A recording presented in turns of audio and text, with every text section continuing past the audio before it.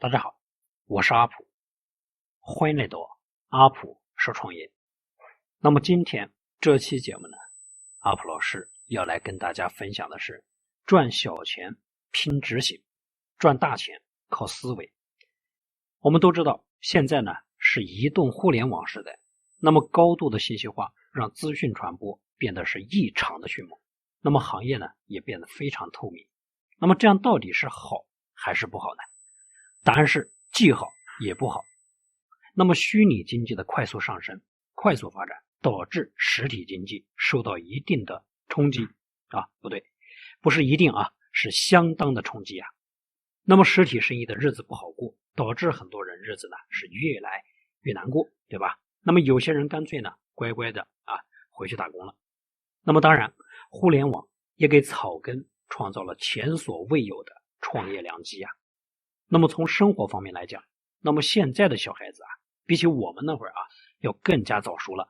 因为通过网络主动或者说被动接触的信息太杂太多了。那么当然从另外一个层面来看的话，他们的视野也因此变得比我们要更加的开阔可谓是有利有弊。那么现在的网络世界可谓是充满着各种诱惑，那么简直呢是比现实的灯红酒绿还要异彩纷呈。那么各种网红主播在镜头前呢搔首弄姿，对不对？打造所谓的个人 IP， 为平台或者是机构鞍前马后，其实说白了就一个目的，赚钱那么在他们的价值观里面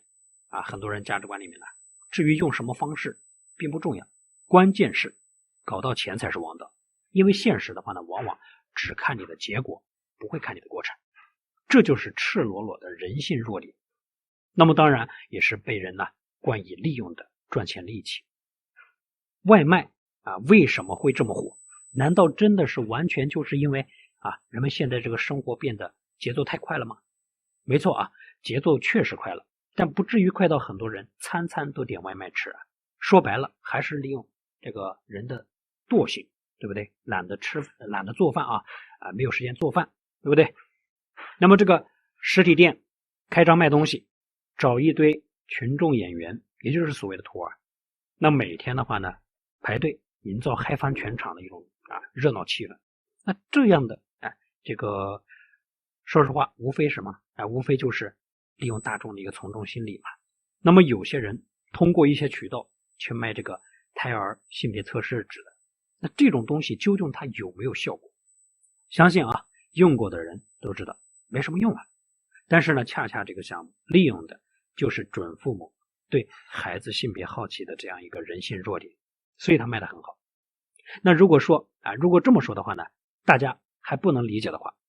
那么下面阿普老师就来给大家举一个非常经典的例子，不管你有没有听过，也不妨碍阿普老师从另外一个角度来解析这样一个案例。话说呢，某个健身馆设有瑜伽的锻炼区，那这里呢可以免费的去练习瑜伽，而且还送你课程，但是呢条件是要收报名费。在这个课程结束之后呢，如果说你能够学完这个课程当中的全部内容，那么这个报名费就会全部返还给你，而且呢还会免费送你这个健身馆另外一个项目的月卡。但是的话呢有一个条件和前提那就是中途一旦你请假了，哪怕只有一次，或者说中途退出的，那么你只能得到返还的 50%。 那这个活动一经推出很多的小女孩呢非常心动都觉得自己呢能够轻易的坚持学完整个课程，到时候呢还能免费获得一张健身卡。退一万步讲，就算自己呢中途不练了，或者是请假了，退出了呢也能够拿到一半。那这么好的事情咱们干嘛不干呢？是不是？然后想都不想梭哈一下就报名了，对不对最后呢现实说明能够坚持下来的还不到 5% 那女孩的事多大家是公认的，对吧这个开个玩笑要么就是中途太懒了要么就是呢陪男朋友去约会去了，要么就是身体各种不舒服等等等等。那这个营销策略的效果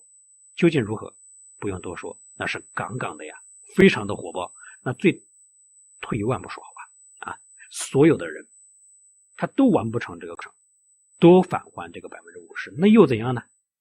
自己想一想吧，就一个瑜伽馆，场地成本能有多少？瑜伽教练的一个成本又有多少？哎，这个包括这个课程，对不对？啊，都是从这个网上搞的。最后算下来，光是瑜伽区用人数就撑起了整个健身俱乐部的收益，你说厉不厉害？是吧？大家呢都知道，持之以恒，坚持做一件事情的威力啊。但是真正到坚持的时候，又有几个人能做得到呢？人性往往都是习惯性的高估自己的能力啊，盲目的自信，而现实呢，很多时候往往都是打脸的，是不是？那么说到这儿的话呢，想起一个哥们儿啊，他建了一个群，群的成员呢都是前期在这个论坛和贴吧里面引流过来的一波早起志愿党，会费的话呢是100块钱，还要求社群里面的每个人必须早上每天早上6点要起床，起床之后你还得拍一张起床照发到这个群里面，证明自己起来了。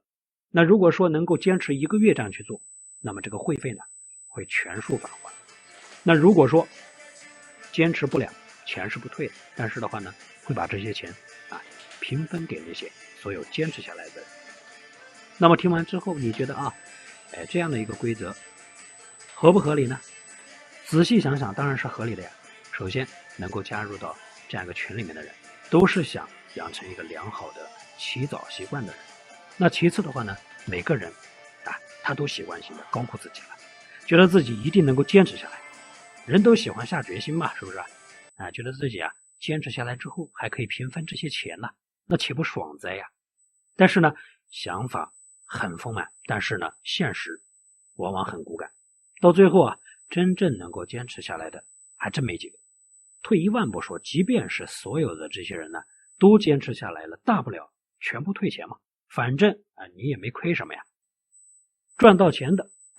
就会成为你的铁杆粉丝，那真的是你让他干啥他就干啥当然开个玩笑违法乱纪的事情咱们不让做那么再来给大家举个现实的例子，你像前几年搞这个某资某代表投炒某这个某代表股